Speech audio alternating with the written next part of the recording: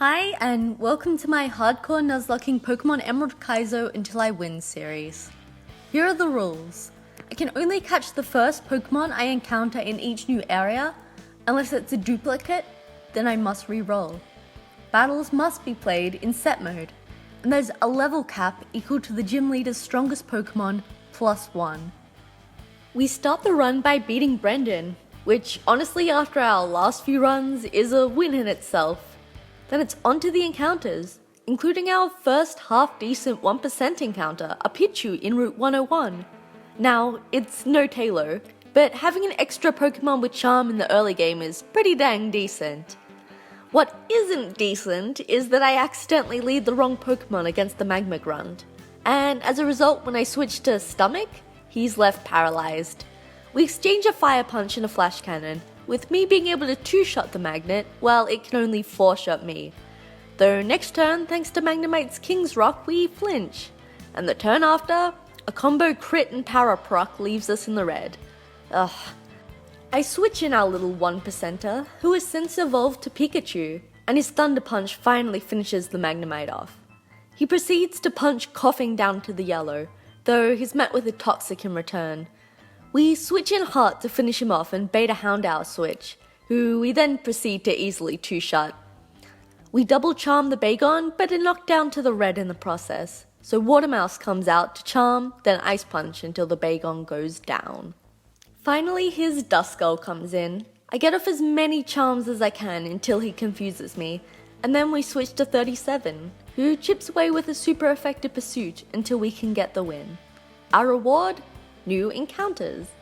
Though before I can get all my pre-Roxanne Pokemon, I make another mistake. While making my way through Route 117 trainers, who I always planned to talk to in order to force single battles, I accidentally wander through and they force me into a double battle. We managed to escape with no losses however, so not punished there either. After catching our final few Pokemon, it's Roxanne time. We lead Spiral Shell, who starts with a Mud Shot to get just a little chip damage, shrug off a paralysis, then finish the nose pass off with a Bubble Beam. Against her sent out Anorith, we take a Brick Break for a little under half before straight up one-shotting with Bubble Beam. Laleep comes next, and it's of course time for the classic Toxic, then switch into not very effective attacks until the damage builds up strat. Lunatone comes out next, so we send in 37 for the Bullet Seed 2-shot. Shuckle is another Pokemon of whom Toxic is very useful against. Unlike Laleep, she only has physical attacks, so Charm is extra help until her poison has done its job. Finally, it's Relicanth. Watermouse Water Pulses for a little chip and a confusion. 37 switches into a Secret Power, but we're not left statused, allowing a Bullet Seed to one-shot the next turn. Finally, I make one final mistake, and this time I'm punished.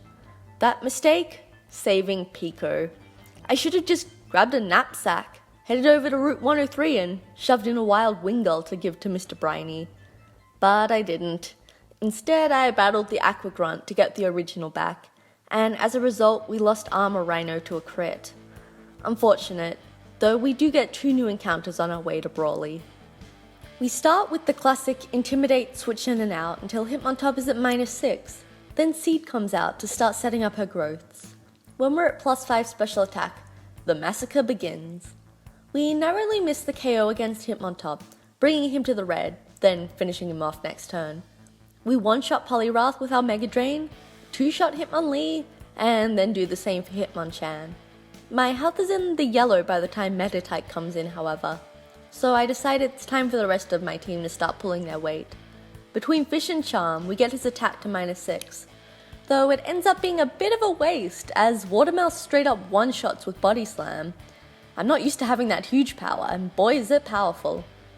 Finally, the ever beefy Hariyama is sent out. We're in the yellow by the time we're able to get off a single charm, so I switch to Wind Chime. She both takes his attacks well and hits hard with a super effective Psybeam to 2-shot and give us the win. Not our best start, but still a very strong beginning, so see you in the next part.